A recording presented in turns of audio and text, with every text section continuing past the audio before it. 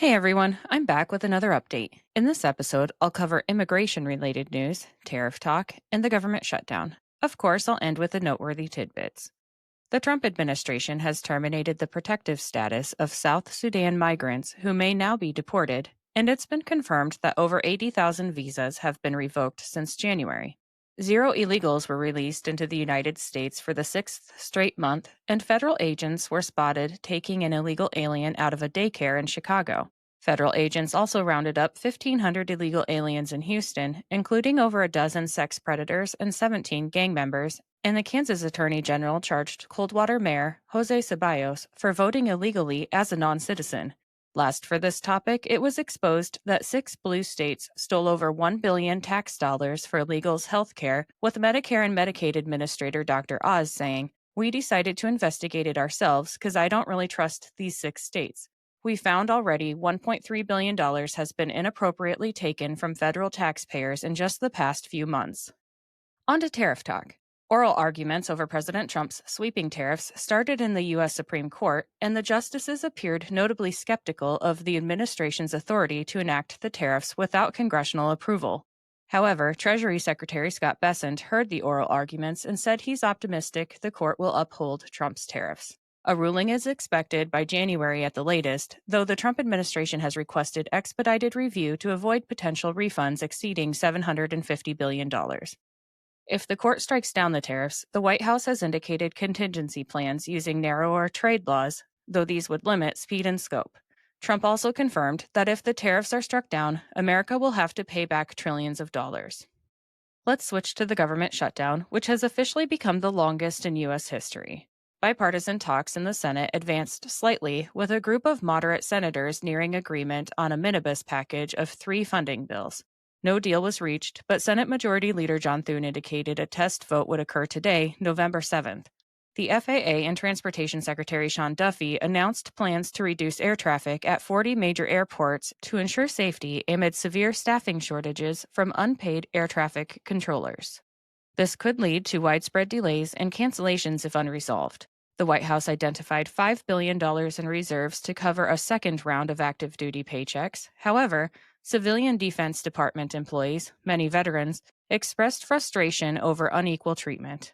President Trump continues to encourage Republicans to nuke the filibuster, but Senator Ted Cruz confirmed that the votes aren't there to be successful.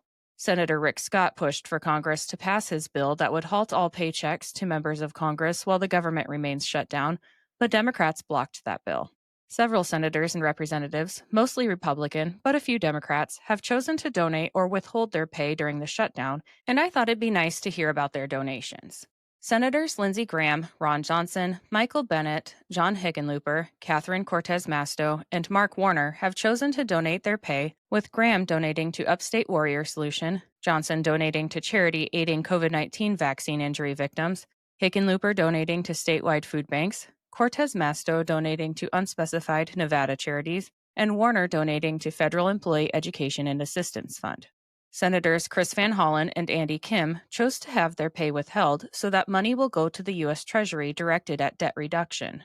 Representatives Joyce Beatty, April McLean Delaney, Bill Foster, Susie Lee, and Ralph Norman are donating their salaries, with Beatty donating to local Columbus nonprofits, McLean Delaney donating to district nonprofits impacted by federal cuts, Foster donating to Northern Illinois Food Bank, Lee donating to Nevada Charities for Federal Workers, and Norman donating to Children's Attention Home and Westminster Presbyterian Church Fund.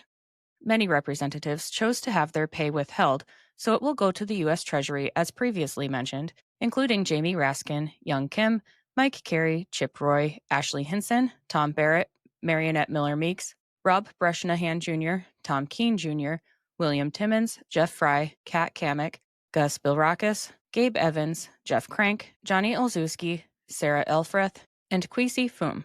It's important to note that this is only a list of new pledges for this shutdown, and that some, like Representative Marjorie Taylor Greene, forego their pay year-round or have had their pay withheld during previous shutdowns, and they are not listed here.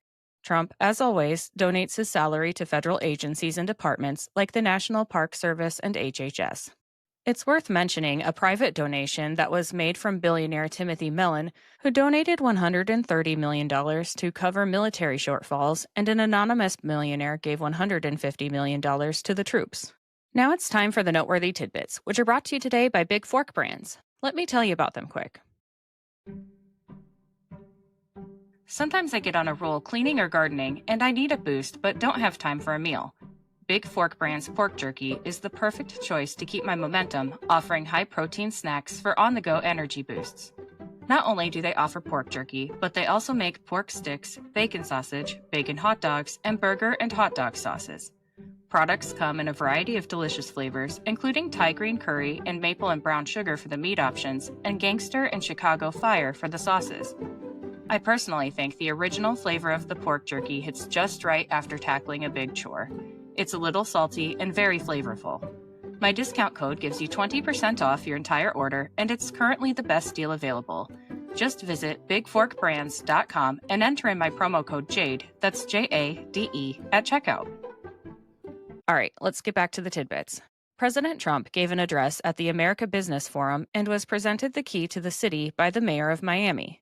New York City's Jewish Fire Commissioner Robert Tucker resigned from his position just hours after Zohran Mamdani's election win, and Florida Governor Ron DeSantis is considering tariffing New York refugees if they come to Florida. Texas voters passed a constitutional amendment requiring citizenship to vote in all elections, with Governor Greg Abbott confirming, "It is now in our Constitution that only U.S. citizens can vote in Texas elections." On the one-year anniversary of his election win, President Trump declared affordability is his goal for the American people. Kazakhstan joined the Abraham Accords, with the date of the signing ceremony to be announced soon.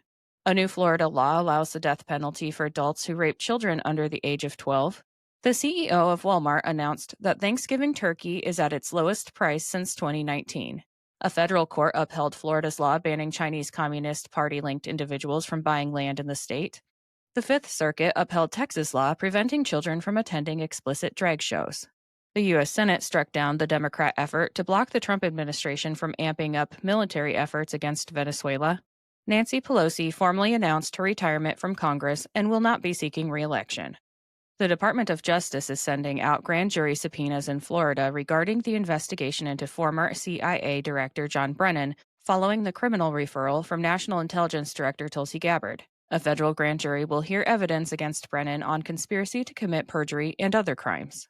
The Supreme Court upheld Trump's order ensuring passports are based on biological sex. Federal prosecutors opened a corruption investigation into D.C. Mayor Muriel Bowser following a trip paid for by Qatar.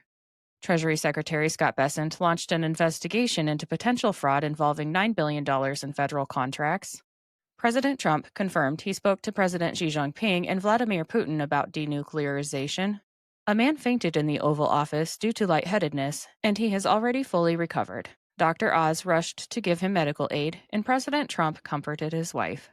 Several more narco-terrorists were struck in the Caribbean. I'm wondering why they continue to traffic drugs that way. President Trump confirmed the cost of weight loss drug prices will be slashed, with Medicare copays expected to plummet from $1,350 to just $50. Health and Human Services Secretary RFK Jr. revealed he's about to announce new dietary guidelines that will change America's food culture. President Trump announced a trade and economic deal was struck between the United States and Uzbekistan, with Uzbekistan purchasing and investing almost $35 billion over the next 3 years and $100 billion over the next 10. Purchases and investments will be in key American sectors, including critical minerals, aviation, and automotive parts.